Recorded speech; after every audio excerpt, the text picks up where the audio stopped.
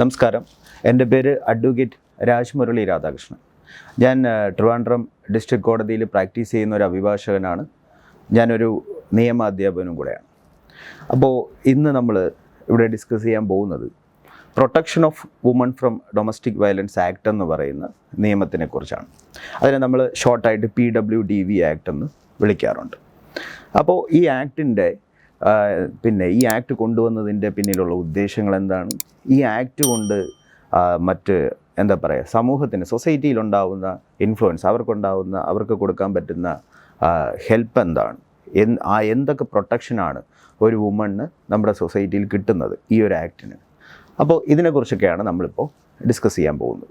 അപ്പോൾ ഈ protection of woman from domestic violence act എന്ന് പറയുന്ന നിയമം നിലവിൽ വരുന്നത് 2005 അതിനുശേഷം ചെറിയ അമെൻമെൻറ്റ്സ് വന്നിട്ടുണ്ട് ആക്ടിൽ. എന്നാലും നമുക്ക് ഈ ഒരു ആക്ടിൽ എന്താണ് നമുക്ക് കിട്ടാൻ പോകുന്ന പ്രൊട്ടക്ഷൻ എന്ന് നോക്കാം.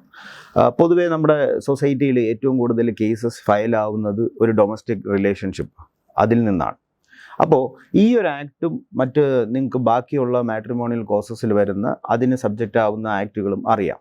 ബട്ട് അങ്ങനെ ഒരു ആക്ട് അല്ലാതെ ഈ ഒരു ആക്ട് കൊണ്ടുവന്നതെന്ന് പറയുന്നത് നമ്മുടെ വുമൺ അല്ലെങ്കിൽ നമ്മുടെ സ്ത്രീകൾ ഈ പറയുന്ന മാരിറ്റൽ റിലേഷൻഷിപ്പിലേക്ക് പോയതിന് ശേഷം ആ ഒരു മാരിറ്റൽ റിലേഷൻഷിപ്പിലിരിക്കുമ്പോൾ ഹസ്ബൻഡിൻ്റെ വീട്ടിൽ നിന്നും അല്ലെങ്കിൽ അവരുടെ റിലേറ്റീവ്സിൽ നിന്ന് ഡൊമസ്റ്റിക് വയലൻസിലേക്ക് വിധേയരാറുണ്ട്. അപ്പോൾ അതിൽ നിന്നുള്ള പ്രൊട്ടക്ഷനാണ് ബേസിക്കലി ഈ ഒരു ആക്ട് കൊണ്ട് ഉദ്ദേശിക്കുന്നത്. അപ്പോൾ ഇതിനകത്ത് ഈ ഒരു ആക്ടിലേക്ക് നമ്മൾ ഏതൊരു വുമണിനും എന്ത് ചെയ്യാം, ഈ ഒരു ആക്ട് യൂസ് ചെയ്യാം. അപ്പോൾ പക്ഷേ മേജർ ആയിരിക്കണം. മൈനർ ആണെങ്കിൽ മറ്റൊരാളിലൂടെ റെപ്രസെൻറ്റ് ചെയ്ത് ഈ ആക്ട് യൂസ് ചെയ്യാം.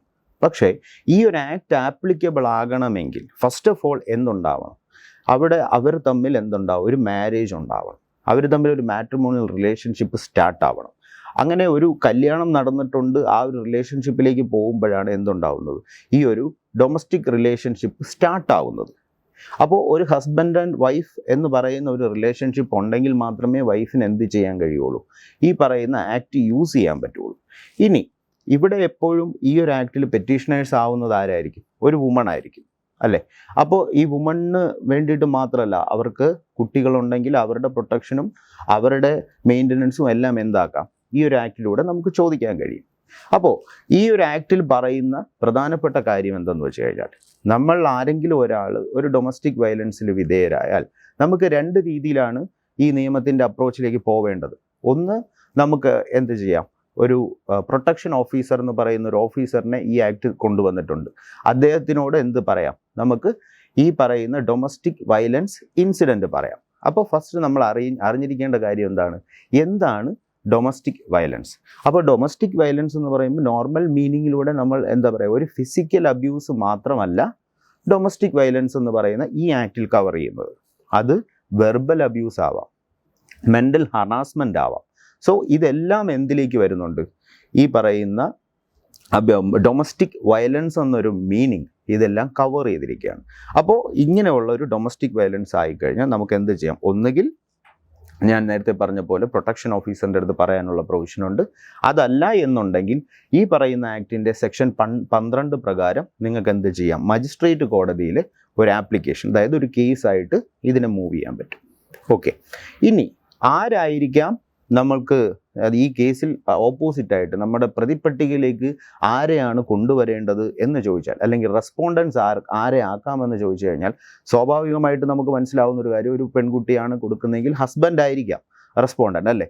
പക്ഷേ ഈ ആക്ടിൻ്റെ ഒരു വൈഡർ സെൻസ് എന്താണെന്ന് പറഞ്ഞു കഴിഞ്ഞാൽ, ഹസ്ബൻഡ് തന്നെ ആകണമെന്നില്ല റെസ്പോണ്ടൻ്റ്. ഹസ്ബൻഡ് ആവാം, ഹസ്ബൻഡിൻ്റെ റിലേറ്റീവ്സ് ആവാം, ഇൻലോസ് ആവാം. സോ ഇതിൽ നമുക്ക് റെസ്പോണ്ടൻസ് എന്ന് പറയുന്ന ആൾ എന്ന് പറയുന്നത് ഒരിക്കലും ഹസ്ബൻഡ് എന്നുള്ളൊരു വേർഡിലേക്ക് ഈ ഒരു ആക്ട് ചുരുക്കുന്നില്ല. അത് ഈ ആക്ടിൻ്റെ ഒരു പ്രത്യേകതയാണ്. ഇനി നമുക്ക് ഈ ആക്ടിനകത്ത് നിന്ന് എന്തൊക്കെയാണ് ബെനിഫിറ്റ്, പ്രൊട്ടക്ഷൻസ് എന്തൊക്കെയാണ് നമുക്ക് കിട്ടുന്നതെന്ന് നോക്കാം. ഈ ആക്ടിൽ ഞാൻ നേരത്തെ പറഞ്ഞ പോലെ സെക്ഷൻ 12 എന്ന് പറയുന്ന ഒരു മെയിൻ ആപ്ലിക്കേഷൻ ആണ് ഈ ആക്ടിനകത്ത് പറയുന്നത്. ആ ആപ്ലിക്കേഷനിൽ നമ്മൾ ഫില്ല് ചെയ്യേണ്ടതായിട്ടുള്ള ഒരുപാട് കാര്യങ്ങളുണ്ട്. അതായത് നമ്മുടെ ഡേറ്റ് ഓഫ് മാരേജ്, ഇൻസിഡൻറ്റിനെ കുറിച്ചിട്ടുള്ള ഡീറ്റെയിലിംഗ് കാര്യങ്ങളെല്ലാം നമ്മൾ ഫില്ല് ചെയ്യുന്നു. 12 എന്ന് പറയുന്ന ഈ സെക്ഷനിൽ നമ്മളൊരു ആപ്ലിക്കേഷൻ കൊടുക്കുന്നത് മജിസ്ട്രേറ്റ് കോടതിയിലാണ്. സാധാരണ നമ്മൾ ഫാമിലി കോടതിയിലെ ഡിസ്പ്യൂട്ട് ഫാമിലി കോടതിയിൽ നിന്നൊക്കെ നമുക്ക് സാധാരണ കോമൺ മാൻ്റെ ഒരു ധാരണയുണ്ട്. അപ്പോൾ അതിൽ നിന്ന് വിപരീതമായിട്ട് ഈ ഒരു ആക്ട് ശരിക്കും നമ്മൾ മജിസ്ട്രേറ്റ് കോടതി അല്ലെങ്കിൽ ക്രിമിനൽ കോടതിയിലാണ് നമ്മൾ എന്ത് ചെയ്യുന്നത്, ഇനിഷ്യേറ്റ് ചെയ്യുന്നത്. എന്നാൽ ഇതിൻ്റെ പ്രൊസീഡിങ്സ് എപ്പോഴും എന്ത് തന്നെയാണ്, ഒരു സിവിൽ നേച്ചർ തന്നെയാണ്. ഇതിൽ പറയുന്ന 1-2 section 18 to 21 up to 23 and 31 എന്ന് പറയുന്ന സെക്ഷൻസ് ആണ് ഈ പറയുന്ന ക്രിമിനൽ പ്രൊസീജിയർ കോഡിൻ്റെ ഒരു പരിധിയിലേക്ക് നമ്മൾ കൊണ്ടുപോകുന്നത്.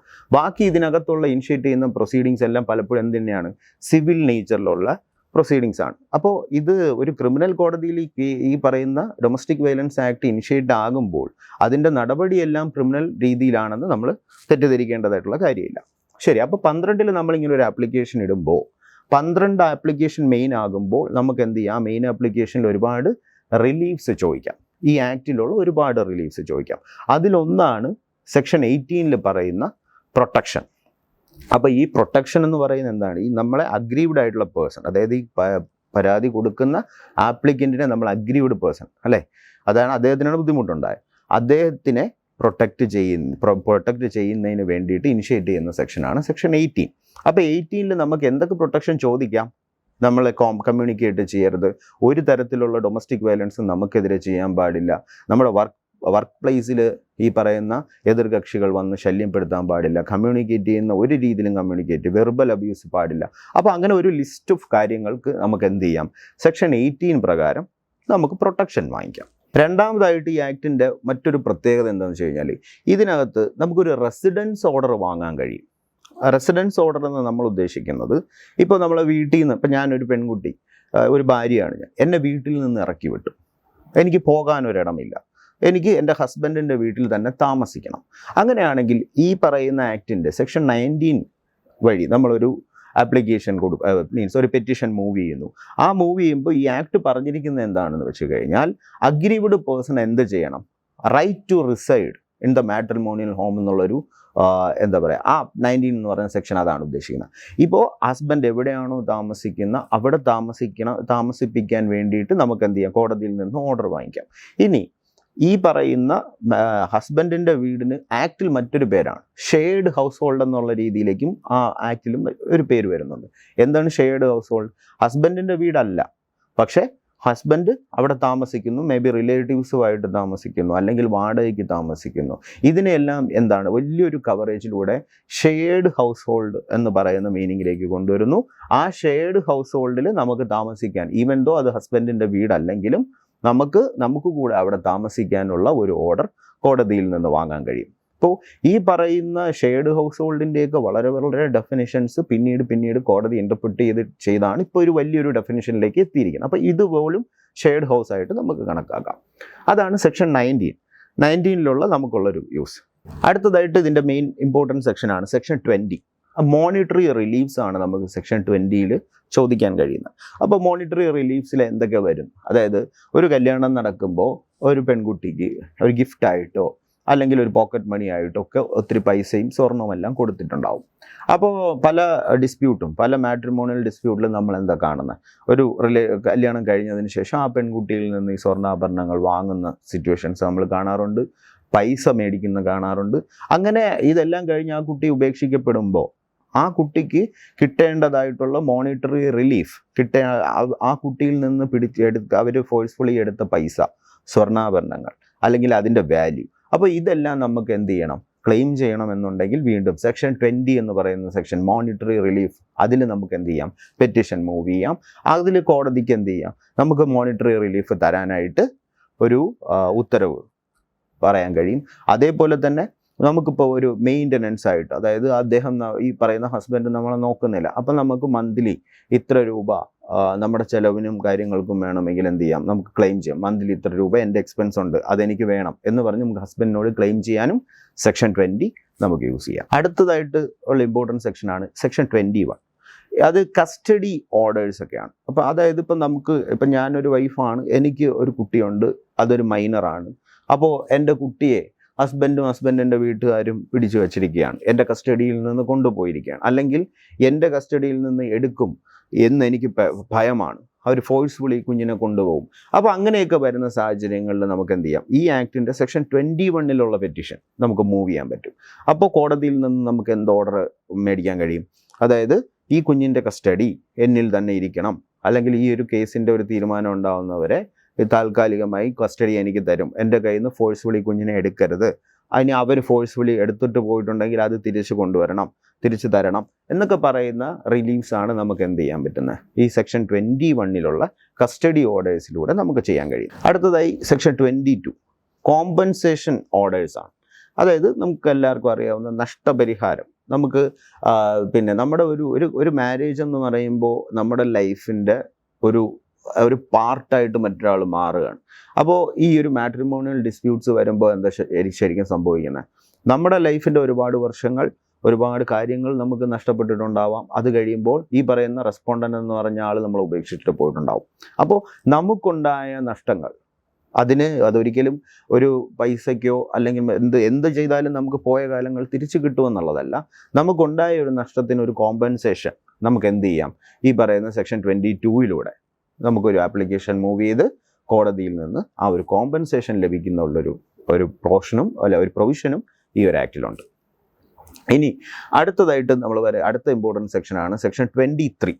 ഈ 23 എന്ന് പറയുന്നത് നമ്മളിപ്പോൾ ഏതൊരു ആപ്ലിക്കേഷൻ PWDV ആക്ടിൽ ഫയൽ ചെയ്താലും നമുക്കൊരു ഇപ്പോൾ താൽക്കാലികമായ ഒരു റെമഡി എപ്പോഴും ആവശ്യമായിരിക്കും. കാരണം ബാക്കി ഈ പറയുന്ന ഈ സെക്ഷൻ 18 മേ ബി നമുക്ക് എക്സ്പാർട്ടി ആയിട്ട് മേടിക്കാം. അതായത് വളരെ ഇമ്പോർട്ടൻ്റ് ആണ്, അത്യാവശ്യമാണ്. അതുകൊണ്ട് പലപ്പോഴും നമുക്ക് പ്രൊട്ടക്ഷനൊക്കെ ഈവൻ റെസ്പോണ്ടൻ്റ് ആക്കി കോടതിയിൽ അപ്പിയർ ആവുന്നതിന് മുമ്പോ അവർക്ക് നോട്ടീസ് കിട്ടുന്നതിന് മുമ്പോ പ്രൊട്ടക്ഷൻ നമുക്ക് എപ്പോഴും എക്സ്പാർട്ടി ആയിട്ട് പലപ്പോഴും നമുക്ക് ഓർഡർ കിട്ടാറുണ്ട്. ബട്ട് ബാക്കി കാര്യങ്ങൾ 19 ഷെയർഡ് ഹൗസ് ഹോൾഡ് ആണെങ്കിലും 20 ആണെങ്കിലും 21 ആയാലും മോണിറ്ററി റിലീഫ് കാര്യങ്ങളെല്ലാം നമുക്ക് ഈ കേസ് റെസ്പോണ്ടൻറ്റും അപ്പിയറായി അവരുടെ ഭാഗം കേട്ട് അങ്ങനെ ഒരു പ്രോസസ്സ് കഴിഞ്ഞിട്ടാണ് പലപ്പോഴും എന്ത് ചെയ്യുന്നത് അതിനൊരു ഓർഡർ പാസ്സാക്കാൻ കഴിയുള്ളൂ. അപ്പം അങ്ങനെ വരുന്ന സാഹചര്യങ്ങൾ ചിലപ്പോഴൊക്കെ നമുക്ക് എന്ത് ചെയ്യാൻ കഴിയില്ല, അത്രത്തോളം വെയിറ്റ് ചെയ്യാനുള്ള സാഹചര്യങ്ങളില്ലാതെ വരുമ്പോൾ നമുക്ക് 23 ഇൻട്രീമായിട്ടൊരു ഓർഡർ മേടിക്കാനുള്ള ഒരു പ്രൊവിഷനാണ് സെക്ഷൻ 23 വരുന്നത്. അതായത് ഇപ്പോൾ നമുക്ക് മന്ത്ലി ഒരു 20,000 എക്സ്പെൻസ് ഉണ്ട്, അത് വേണം എന്ന് പറഞ്ഞിട്ട് നമ്മൾ ക്ലെയിം ചെയ്തിരിക്കുന്നതാണെങ്കിൽ ഇപ്പോൾ ആ ഒരു ഓർഡർ പാസ്സാകുന്നതിന് മുമ്പ് ഒരു ഇൻട്രീമായിട്ട് നമുക്ക് എന്ത് ചെയ്യാം, ഒരു അത്യാവശ്യമായ താൽക്കാലികമായ ഒരു 5,000 റുപ്പീസ് വെച്ചിട്ട് എന്ത് ചെയ്യണം, എനിക്ക് മന്ത്ലി കിട്ടണം എന്നൊക്കെ പറഞ്ഞിട്ടുള്ള ഒരു ഇൻട്രീമായിട്ടുള്ള ഓർഡേഴ്സിനെ മേടിക്കാൻ വേണ്ടിയിട്ട് വെച്ചിരിക്കുന്ന പ്രൊവിഷനാണ് സെക്ഷൻ 23. അപ്പോൾ 23 നമുക്ക് പെട്ടെന്ന് എന്തെങ്കിലും എമർജൻസി കാര്യങ്ങൾ ഇൻട്രീമായിട്ടുള്ള കാര്യങ്ങൾക്ക് വേണ്ടിയിട്ട് കോടതിയിൽ ചോദിക്കാൻ കഴിയുന്നത്. പിന്നെ ഈ ഒരു ആക്ടിൻ്റെ ഒരു പവർ എന്ന് പറയുന്നത് സെക്ഷൻ 31 അതായത് നമ്മുടെ ഈ ആക്ടിന്മേൽ കോടതി ഒരു ഓർഡർ പാസ്സാക്കിയാൽ അത് റെസ്പോണ്ടൻസ് അതനുസരിച്ചില്ല, അത് ഒബേ ചെയ്തില്ല എന്നുണ്ടെങ്കിൽ അറസ്റ്റിലേക്ക് കൊണ്ടുപോകാൻ പറ്റുന്ന ഒരു പവർ 31 അപ്പോൾ 31 എന്ന് പറയുന്ന സെക്ഷൻ എപ്പോഴും CRPCയിലെ നിയമക്രമങ്ങൾ അനുസരിച്ചായിരിക്കും അതിൽ പോകുന്നത്. പക്ഷേ ഇപ്പോൾ എന്താണ്, ബാക്കി എല്ലാ സെക്ഷനും നമുക്കൊരു സിവിൽ നേച്ചറാണ്. അപ്പോൾ ഇനി ഇത്രയാണ് ഈ ആക്ട് കൊണ്ട് ആക്ടിലെ നമുക്ക് യൂസ് ചെയ്യാൻ പറ്റുന്ന റിലീഫ്സും മെയിൻ ഇമ്പോർട്ടൻ്റ് ആയിട്ടുള്ളൊരു കാര്യം. പിന്നെ ഇതിൽ നിങ്ങൾ എല്ലാവരും മനസ്സിലാക്കേണ്ട ഒരു കാര്യം എന്ന് പറയുന്നത്, ഇത് ഡൊമസ്റ്റിക് വയലൻസ് ആക്ട് എന്ന് പറയുന്നത് PWDV ആക്ട് നമ്മളൊരു മജിസ്ട്രേറ്റ് കോടതിയിൽ ഫയൽ ചെയ്യുമ്പോൾ നിങ്ങൾ ഫാമിലി കോടതിയിൽ 125 CRPC അതനുസരിച്ചിട്ട് ഇല്ല ഇപ്പോൾ BNS 144 അനുസരിച്ചോ നിങ്ങളൊരു കോമ്പൻസേഷൻ ചോദിച്ചിട്ടുണ്ട്, അതിനെ ഒന്നും എന്ത് ചെയ്യില്ല, ഇത് ബാധിക്കില്ല. ഈ പറയുന്ന ഡൊമസ്റ്റിക് വയലൻസ് ആക്ടിൽ നിങ്ങൾ ഫയൽ ചെയ്ത കേസ് പാരലി നിങ്ങൾക്ക് എന്ത് ചെയ്യാം, ഫാമിലി കോടതിയിലെ മറ്റ് കേസുകളിലും അതേപോലെ തന്നെ കൊണ്ടുപോകാം.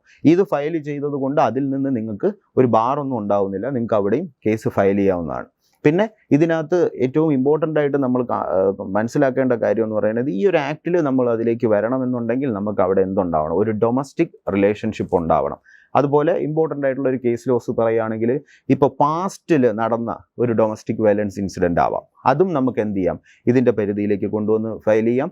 പിന്നെ ഒരു ഡിവോഴ്സ്ഡ് വൈഫിന് വേണമെങ്കിൽ എന്ത് ചെയ്യാം, ഈ പറയുന്ന ആക്ടിനെ യൂസ് ചെയ്യാൻ കഴിയും. ബട്ട് ഫുള്ളായിട്ട് പറ്റില്ല. ഇപ്പോൾ ഷെയർഡ് ഹൗസ് ഹോൾഡ് ഒന്നും ചോദിക്കാൻ കഴിയില്ലെങ്കിലും വേറെ കോമ്പൻസേഷൻ മറ്റു കാര്യങ്ങൾ അങ്ങനെയൊക്കെ ചോദിക്കാൻ പറ്റും. അപ്പോൾ ഇതിന് ഈ അഗ്രീവ്ഡ് പേഴ്സണിന് ഒരുപാട് ഡെഫിനിഷൻസ് ഈ ആക്ടിലുണ്ട്. അപ്പോൾ അത് കൂടുതലൊക്കെ അറിയണമെന്നെങ്കിൽ നമ്മളെപ്പോഴും ഒരു അഡ്വക്കേറ്റിനെ കൺസൾട്ട് ചെയ്താലേ ഒരുപാട് കാര്യങ്ങൾ പേഴ്സണലി നമുക്ക് അതിനെപ്പറ്റി ഒരു ഡീറ്റെയിൽ തരാൻ പറ്റുമോ. അപ്പോൾ ഈ ആക്ടിനെ പറ്റി ഓവറോൾ പറയുകയാണെങ്കിൽ വുമൻസിന് ഏറ്റവും ഏറ്റവും നല്ലൊരു പ്രൊട്ടക്ഷൻ കൊടുക്കുന്ന ഒരു ആക്ട് തന്നെയാണ് PWDV ആക്ട്.